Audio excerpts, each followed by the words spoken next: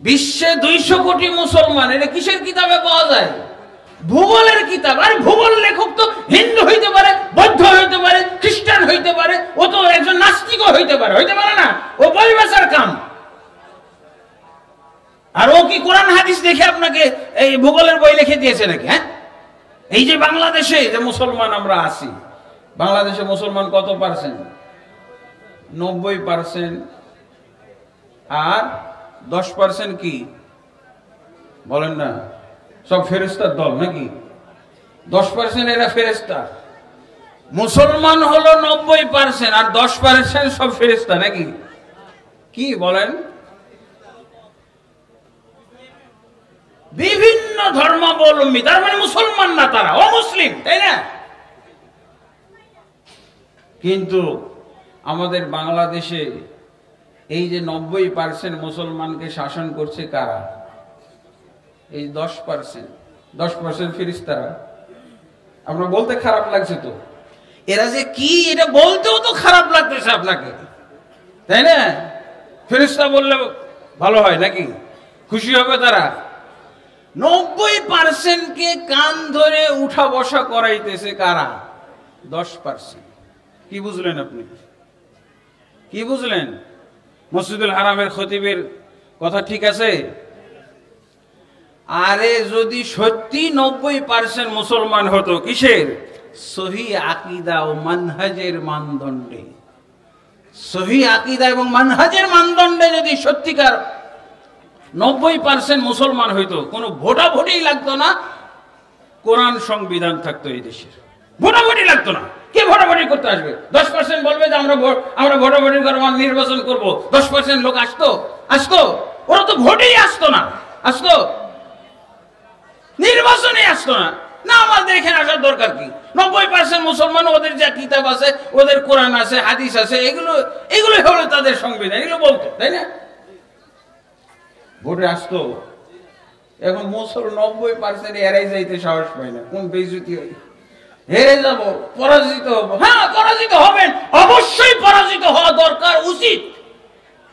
যেই কোয়ালিটির মুসলমান, এদের পরাজিত হওয়া ছাড়া উপায় আছে নাকি? আল্লাহ তো বলেই দিয়েছেন পরাজিত হবে। কোথায় বলেছেন? সূরা বাকারার 85 নম্বর আয়াত পড়ে দেখেন। শুধু পরাজিত হবেন না, আল্লাহ বলছেন এদেরকে, এই মুসলমানদেরকে বেইজ্জত করার দায়িত্ব তাও আল্লাহর হাতে। বেইজ্জত করবেন আল্লাহ। ইসলাম নিয়ে তামাশা, ইসলাম নিয়ে তামাশা। আমাদের বাংলাদেশে ইসলাম নিয়ে তামাশা করা হয়, বুঝছেন কিভাবে? মহিলার, অনেক মহিলা পাবেন, লক্ষ লক্ষ মহিলারা ইসলাম মানে কেমনে জানেন? এদের ইসলাম মানা, আজান দিলে মাথায় কাপড়টা দিবে, শেষ। এই যে আজানটা দিল, কোন নামাজের আজান দিল, এই নামাজটাও পড়বে না। ওর ইসলাম কোথায়? না, কিসের আজান? আজানের জবাব ও তো দিবে না, অত সময় নাই ওর। আজানের জবাব নাই, আজানের দোয়াও নাই। ও কি করবে? এই যে কাপড়টা কোথায় ছিল আল্লাহ ভালো জানে, কিন্তু আজান শুনলে মাথায় দিয়ে দেবে। এইবার আপনি বুঝলেন পাক্কা মুসলমান। একে জিজ্ঞেস করেন যে আপনি কি মুসলমান? বুঝি দেখলেন না কাপড় দিলাম মাথার?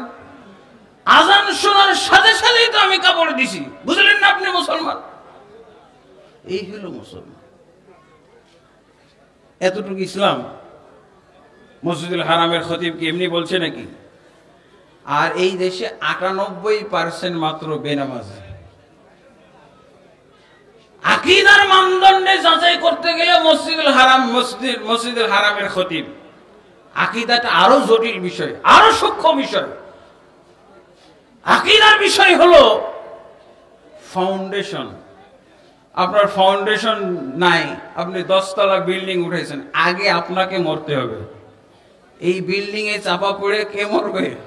মালিক আগে মরবে, মিস্ত্রিরা মরবে, ইঞ্জিনিয়ার মরবে, যে আছে সবাই মরবে।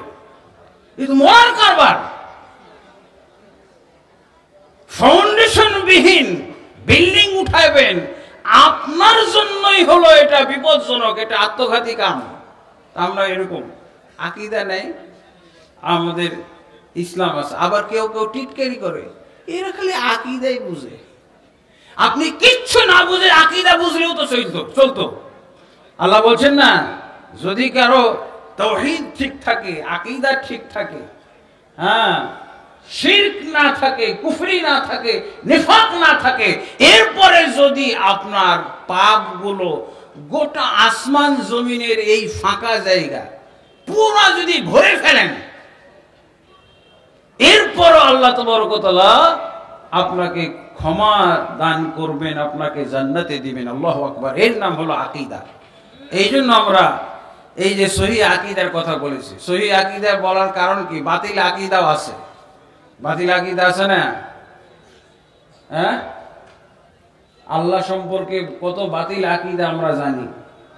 আল্লাহ নাকি মুমিন ব্যক্তির কলবের মধ্যেই থাকে। আমাদের বাংলাদেশের মুমিন ব্যক্তির কলবের মধ্যে। আবার বলছে আল্লাহ সর্বত্রই বিরাজমান, আবার বলছে আল্লাহ নিরাকার। পুরা হিন্দুদের সাথে মিল।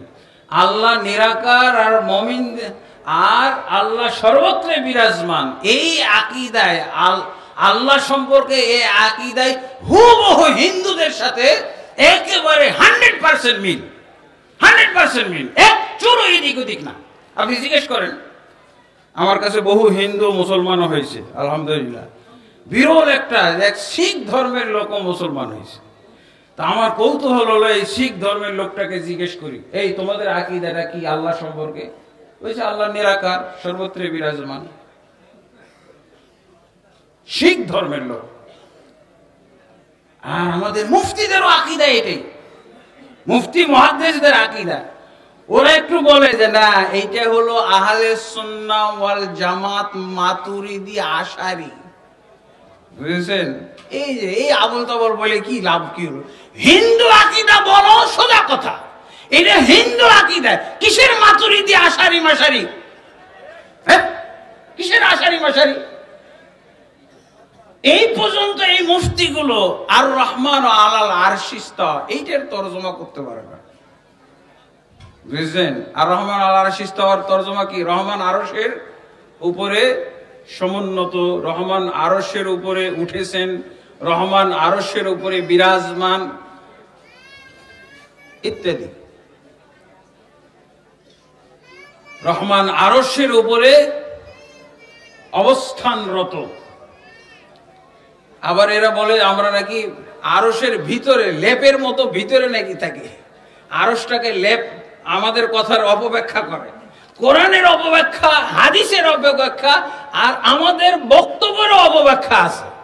ওরা বানাইতেছে যে আরশের উপরে আল্লাহ, আমরা বলছি আল্লাহ আরশে, আরশের উপরে। আরশের অর্থ হলো আরশের উপরে। এরা বলছে যে দেখো আল্লাহ আরশের ভিতরে, লেপ তোশকের মতো, নাউজুবিল্লাহ। অপব্যাখ্যা।